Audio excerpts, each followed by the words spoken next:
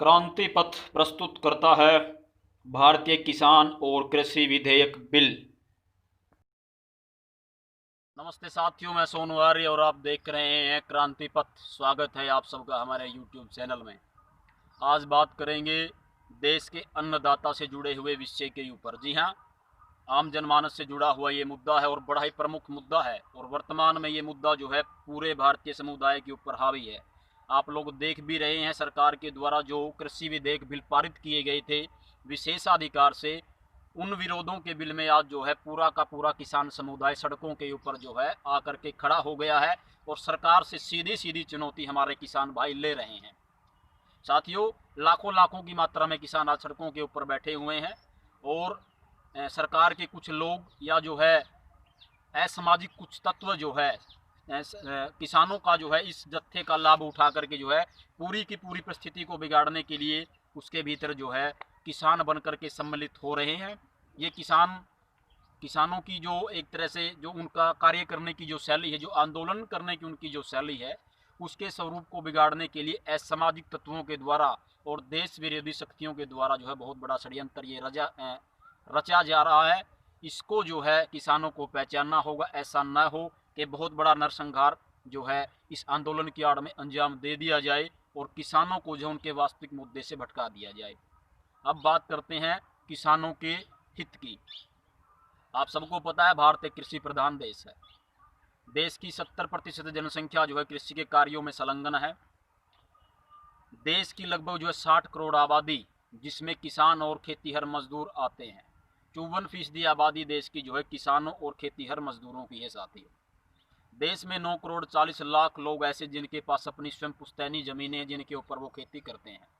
लगभग 15 से 16 करोड़ व्यक्ति ऐसे हैं जो दूसरों के यहाँ खेतीहर मजदूर के रूप में काम करते हैं। देश में 86% किसान ऐसे हैं जो छोटे किसान, अर्थात उनके पास बहुत बड़ी मात्रा में ज़मीनें नहीं हैं। उनके पास 2 या 3 एकड़ महज ज़मीन ही है जिसके ऊपर वो खेती करते हैं। देश के अंदर 14% ऐसे किसान हैं जिनके पास बहुत बड़ी मात्रा में ज़मीनें हैं, जिनके ऊपर वो खेती करते हैं। देश की स्वतंत्रता के कुछ वर्षों पश्चात देश की जीडीपी की ग्रोथ रेट में बहुत बड़ा हिस्सा जो है वो खेती से आता था। लगभग 71% हिस्सा जो है खेती के हिस्से से आता था, परंतु वही जीडीपी में खेती का जो हिस्सा वर्तमान में वो महज 17% रह गया है। यहाँ से आप अंदाज़ा लगा सकते हैं कि किस प्रकार जो है कहाँ से कहाँ किसान और जो है ग्रोथ रेट में किसान की क्या हिस्सेदारी वर्तमान में रह गई है। हालांकि किसान जो है दिन और रात अथक प्रयास करके देश को अन्न में आत्मनिर्भर बनाने के लिए कृत संकल्प है, वो प्रतिबद्ध है। देश के किसान ने जो है अथक प्रयास करके दिन और रात मेहनत करके राष्ट्र को अन्न में आत्मनिर्भर इतना बना दिया साथियों कि यदि आने वाले 10 वर्षों में गेहूं का या अनाज का एक भी दाना अगर पैदा नहीं होता तो भी हमारा देश 10 वर्षों तक बिना किसी विशेष परिस्थिति का सामना किया, हमारे पास मतलब गेहूं और अनाज का इतना बड़ा स्टॉक है कि अगर 10 वर्षों तक भी देश के अंदर कोई अनाज का दाना पैदा नहीं होता तब भी भूखमरी की स्थिति पैदा नहीं हो सकती। परंतु ये हमारा दुर्भाग्य ही कहेंगे कि हमारे पास अन्न के इतने बड़े बड़े स्टॉक, इसके बावजूद भी देश के अंदर लाखों लाखों लोग जो है भूखमरी के कारण मर जाते हैं। देश का हर चौथा बच्चा जो आज कुपोषण का शिकार है। ये समस्याएं हैं सरकारों की, क्योंकि हमारी इन सरकारों का जो डिस्ट्रीब्यूशन करने का, जो बांटने का जो तरीका है, जो कार्यशैली सरकारों की, वो साथियों बहुत ज़्यादा अच्छी नहीं है। 1980-1990 के आसपास जो है जिस कृषि योग्य भूमि देश के अंदर जो थी वो लगभग 1850 लाख हेक्टेयर के आसपास थी। वर्तमान में वही घट करके लगभग जो है 1200 हेक्टेयर के पास, 1200 लाख हेक्टेयर के पास बची हुई है।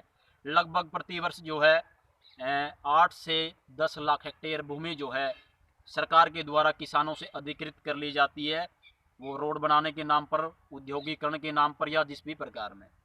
साथियों, किसानों से उनकी जो ज़मीनें हैं उनको औने पौने दामों में खरीद लिया जाता है और बड़े बड़े पूंजीपतियों को जो है अच्छे खासे दामों में बेच दिया जाता है। इसलिए देश का किसान आज भी बदहाली और कंगाली की स्थिति में है। शासन कितने बदल गए, कितनी सरकारें बदल गई, सालों के बाद सालें बदलती गई, परंतु देश का किसान आज भी उसी परिस्थिति में जी रहा है जिस परिस्थिति में वो पहले था। अब बात करते हैं उन 3 बिलों के ऊपर जिन 3 बिलों को जो है सरकार ने पारित किया था और उनके विरोध में हमारा किसान क्यों सड़कों के ऊपर खड़ा हुआ है। पहला जो बिल सरकार लेकर के आई थी, जिसको पास किया, उसका नाम था आवश्यक वस्तु विधेयक बिल। और इस बिल को लाने का उद्देश्य क्या था सरकार का? इसके अनुसार सरकार के द्वारा जो आवश्यक चीजें हैं, जिनको आम जनमानस बहुत ज़्यादा अधिक मात्रा में प्रतिदिन रोजमर्रा के कार्यों में प्रयोग लाता है, उनमें मुख्य रूप से दवा, बीज, तेल, तिल, दलहन, आलू और प्याज, इनकी जमाखोरी को रोकने के लिए सरकार ने इनके प्रोडक्शन, सप्लाई और कीमतों को जो है सरकार ने अपने नियंत्रण में ले लिया है। यानी कि अब सरकार को हक होगा कि वो जरूरत के हिसाब से चीज़ों को आवश्यक वस्तुओं में शामिल कर सकती है। अनाज, तेल, दलहन, बीज, प्याज, आलू के जो प्राइस रेट हैं, जो दाम है, वो सरकार के द्वारा फिक्स कर दिए जाएंगे। अर्थात उनमें जो है युद्ध या आपातकालीन की स्थिति में ही उनके दामों में वृद्धि की जा सकती है, अन्यथा उनके दामों में वृद्धि नहीं की जाएगी। उनके दाम साथियों फिक्स रहेंगे ताकि आम जनमानस उनको आसानी से उपलब्ध, उसकी जो है खाद्यान्न की उपलब्धता हो सके। ये था वस्तु विधेयक बिल। दूसरा जो बिल है साथियों, वो है कृषि उत्पादन, व्यापार और वाणिज्यिक बिल। इसके अनुसार साथियों, जो हमारा किसान भाई है, वो अपनी मर्जी के अनुरूप किसी भी देश की मंडी में, किसी भी राज्य की मंडी में, किसी भी ज़िले में, जहाँ पर भी सरकार के द्वारा अनाज मंडियों का वितरण किया गया है या बनाई गई या व्यवस्था की गई है, वहाँ अपनी फसल को निर्धारित समर्थन मूल्य जो कि सरकार के द्वारा तय किया गया है, वहाँ किसान अपनी मर्जी से अपनी फसल को बेच सकता है। जी हाँ साथियों, ये आवश्यक नहीं कि किसान जो अपने ही ज़िले में या जो है अपने जहाँ भी जो है उसके आसपास का जो एरिया जहाँ जो है अनाज मंडी में लेकर के अपनी फसलों को वहाँ जाता था, वो वहीं बेचे। जी नहीं, वो अपने राज्य से बाहर भी जो है न्यूनतम समर्थन मूल्य के अंदर जो अपनी फसल को बेच सकता है। साथियों, अब जो वर्तमान में जो सरकार जो सिस्टम देश के अंदर लागू हुआ, जहाँ जहाँ भी अनाज की मंडियाँ हैं, वहाँ राज्य सरकारों के द्वारा जो है APMC एक जो है कमेटी गठित की जाती है। और इसी APMC जो ये क्या नाम सरकार के द्वारा जो कमेटी गठित की जाती है राज्य सरकारों के द्वारा, इसी कमेटी के अंतर्गत जो है जो आड़ती जो हैं, जिनको कमीशन एजेंट हम लोग बोलते हैं, जिनके द्वारा हमारी फसलों को खरीदा जाता है और जिनके द्वारा किसान भाई अपनी फसलों को जाकर के उनके पास बेचते हैं। सरकार का उद्देश्य है कि किसान अपनी फसल को स्वयं बेचे, उसके दाम वो स्वयं निर्धारित करे। सरकार चाहती है कि जो बिचौलिए हैं बीच में, कमीशन एजेंट जिन्हें बोला जाता है, उनका जो बिचौलिए हैं उसको पूरी तरह समाप्त कर दिया जाए। सरकार चाहती है कि किसान जो है अपनी फसल का वितरण स्वयं करे, उत्पादन स्वयं करे और उसका डिस्ट्रीब्यूशन भी वो स्वयं करे। ये इस बिल को लाने का उद्देश्य है साथियों। और तीसरा जो बिल था वो है साथियों कृषि सेवा बिल। इस बिल के तहत, इस बिल को लाने का जो उद्देश्य है वो सरकार का ये है कि सरकार किसानों को जो है उनकी फसल का उचित मूल्य मिले। इस बिल को लाने का उद्देश्य सरकार का ये था। किसान जो है अपनी फसल उगाने से पहले ही किसी भी उद्योगपति या व्यापारी से समझौता कर सकता है। फसल का जो मालिकाना हक होगा वो किसान का अपने पास रहेगा। उत्पादन के बाद तय कीमत के ऊपर जो है जो फसल होगी व्यापारी को किसान से खरीदनी होगी। जिस समय किसान अपनी फसल की डिलीवरी देगा, उसी समय डिलीवरी के तुरंत बाद ही उद्योगपति या व्यापारी को किसान की फसल का 2/3 जो पैसा होगा वो उसे उसी समय उपलब्ध कराना होगा। और बाकी जो पैसा बचेगा साथियों 30 दिन के भीतर किसान को, उद्योगपति या व्यापारी को उपलब्ध कराना होगा। इस बिल का उद्देश्य साथियों ये है। इसके अलावा किसान या व्यापारी अनाज, दलहन, तिल और सब्जियों का भंडारण कर सकते हैं और अपने हिसाब से उनको मंडियों में बेच सकते हैं। अब किसान जो है आवश्यक नहीं कि सरकारी मंडियों में ही जो है अपनी फसल को बेचेगा, वो ज़रूरत और आवश्यकता के हिसाब से किसी भी मंडी में अपनी फसल को आवश्यकता अनुसार उचित दाम पर बेच सकता है। देश में जो है इस तरह के सिस्टम को बढ़ावा देने के लिए सरकार के द्वारा 10,000 से ज़्यादा फार्मर प्रोड्यूसर ऑर्गेनाइजेशन बनाए जाएंगे। यानी कि ऐसे ऐसे सेंटर बनाए जाएंगे जहां से उद्योगपति या व्यापारी आएंगे और किसानों से आकर के सीधा संवाद करके जो है उनकी फसल को कॉन्ट्रैक्ट बेस पर खरीदेंगे या उनसे समझौता करके सरकार जो डिस्ट्रीब्यूशन जो अधिकारी होंगे, वो चाहे वो कोई बड़ा किसान है या छोटा मझला किसान है, उससे वो समझौता करके जो है वो सारी चीज़ें जो सरकार के द्वारा निर्धारित की गई है उनको मैनिपुलेट कर पाएगा।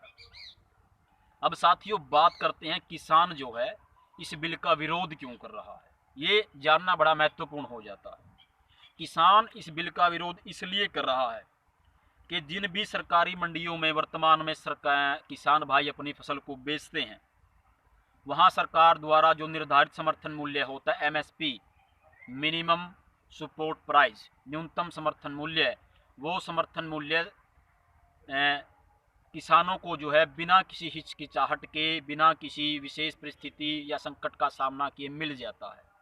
परंतु यदि किसान अपनी फसल को कहीं बाहर बेचेगा, यानी कि जहां वो वर्तमान में अपनी फसल को बेच रहा है उससे अतिरिक्त अगर वो बाहर कहीं अपनी फसल को बेचता है, तो वहां जो न्यूनतम समर्थन मूल्य जो निर्धारित किया गया सरकार के द्वारा, ये आवश्यक नहीं कि यही न्यूनतम समर्थन मूल्य उसे वहां मिल जाएगा, ऐसा वर्तमान में सरकार के द्वारा कोई भी प्रावधान नहीं किया गया है।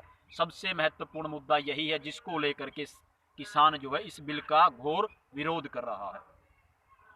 दूसरा साथियों ये भी है, जिन कमीशन एजेंट के पास में किसान जो है अपनी फसलों को बेचते हैं वर्तमान में, वो कमीशन एजेंट जो होते हैं उनको सरकार से, राज्य सरकारों से परमिशन लेनी पड़ती है, लाइसेंस लेना पड़ता है, तभी जाकर के उनको जो है फसल जो खरीदने का जो लाइसेंस होता है वो मिल पाता है। एक किसान का और एक कमीशन एजेंट के बीच में जो है पारिवारिक रिश्ता जुड़ जाता है।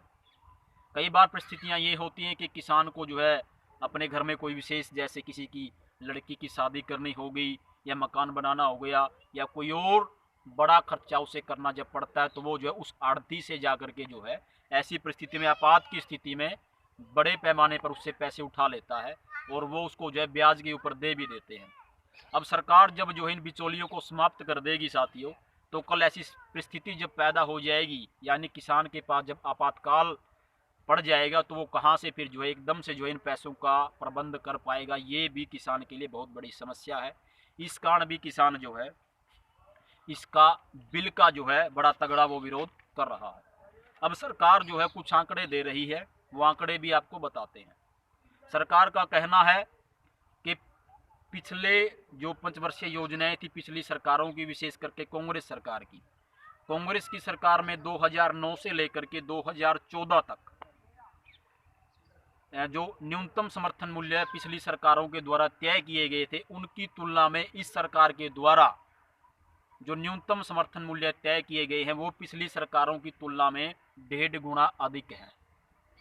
ये वर्तमान सरकार के दावे हैं और सरकार जो है इस बात के आंकड़े भी दे रही कि पिछली सरकारों की तुलना में हमने किसानों को न्यूनतम समर्थन मूल्य अधिक दिया है। पिछले वर्ष रबी के सीजन में किसानों को लगभग जो है 1,13 करोड़ रुपए की अतिरिक्त राशि न्यूनतम समर्थन मूल्य के तौर पर किसानों को वितरित की गई थी, ताकि किसानों को जो है उनकी जो दशा है उसमें व्यापक सुधार किया जा सके, ताकि किसानों की, और सरकार ने साथियों ये भी घोषणा की थी कि हम जो है किसान की आय को दोगुना करेंगे। जब तक किसान सशक्त नहीं होगा तब तक राष्ट्र सशक्त नहीं हो सकता। परंतु साथियों मैं यहाँ ये भी आवश्यक रूप से कहना चाहूँगा कि सरकार घोषणाएं तो करती है, किसानों के हित में भी करती है। हम ये नहीं कह सकते कि प्रत्येक जो घोषणा होता है वो किसान के हित में नहीं होती, किसान के अहित में होती। जी नहीं, कुछ घोषणाएं वास्तविकता में किसान के हित में होती हैं, परंतु जब तक किसी भी योजना को कार्य रूप देने के लिए धरातल पर नहीं उतारा जाएगा, तब तक कोई भी योजना जो है कार्य रूपता उसकी सिद्ध नहीं हो सकती।